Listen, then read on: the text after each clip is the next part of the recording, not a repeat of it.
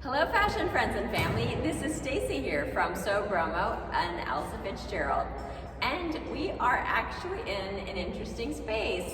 When we did our move into the new space at the Wacomico building, also known as the Baltimore Innovation Center, we moved our heritage machines into a storage area. And we have my mother who's come here today to help out to get things kind of organized, but it just found it was really sad that these beautiful heritage machines were moved into storage, and so often people do that and they are sort of left unused and undercared for. But I really love them, they're super special, and so since a few of them don't actually require electricity, we're okay to kind of utilize them in this space. So today, we're just getting the space organized so we can do some more fashion heritage focused videos in a series we will call the Fashion Heritage and Needle Trade Show.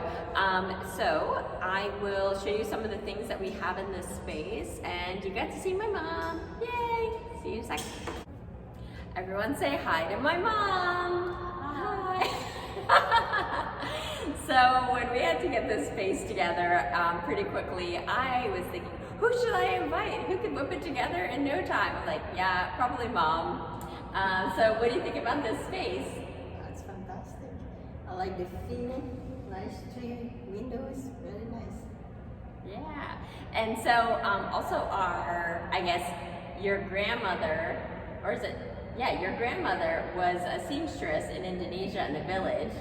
And you were saying that you remembered that she used to use the treadle sewing machine. Tell our audience about when was the first time you saw the treadle sewing machine? I've been watching, she's sewing the clothes from her customers, and I make my own clothes when I was 14 years old. I tried in secret, I did it.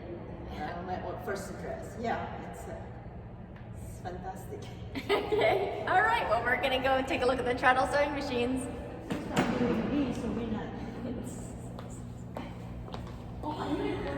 Yes.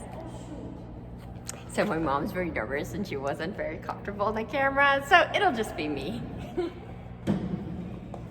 here we have the treadle sewing machine. Now that we have a lot of the So Bromo space upstairs activated, I can spend some time thinking about the type of work we're going to do here with the heritage sewing machines. And as many of you already know, I'm really excited about establishing a fashion heritage and needle trades farm.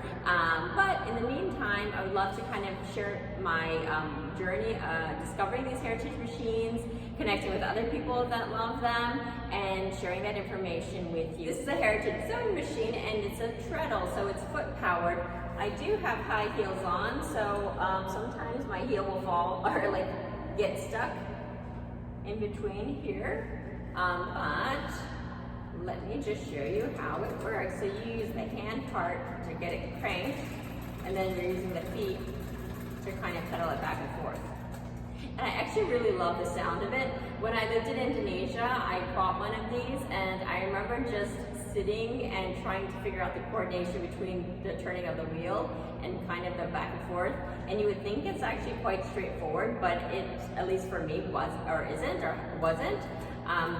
So it took me a little bit, but then once you get into the flow of it, and some people treadle with like one foot, some people treadle in different ways. So I think it's sort of like riding a bicycle.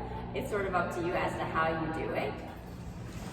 Well, you might hear some things rolling around in the back because my mother's so kind enough to continue to set the stage. But here we have the Featherweight. It is a Singer Featherweight, and it's called a Featherweight because I believe it weighs around like 16-ish pounds. And it's very compact. You can, carry it like this.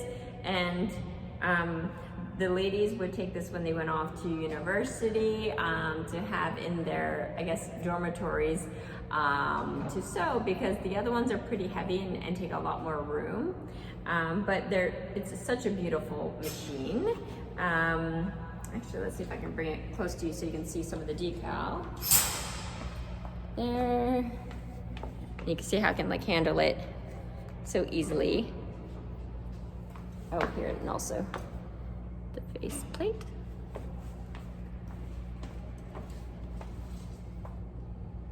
Many of you have been following along with the YouTube video we created around the Heritage Sewing Machine tour that we did with Victor Colvin, the collector who is opening his own museum.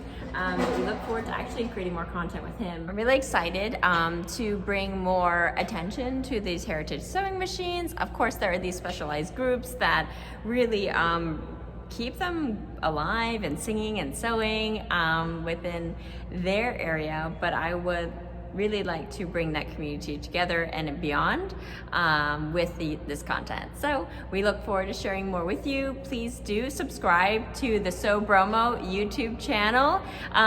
You can find more of our sewing journey there, but we look forward to seeing you next time. Bye. Say bye, Mom.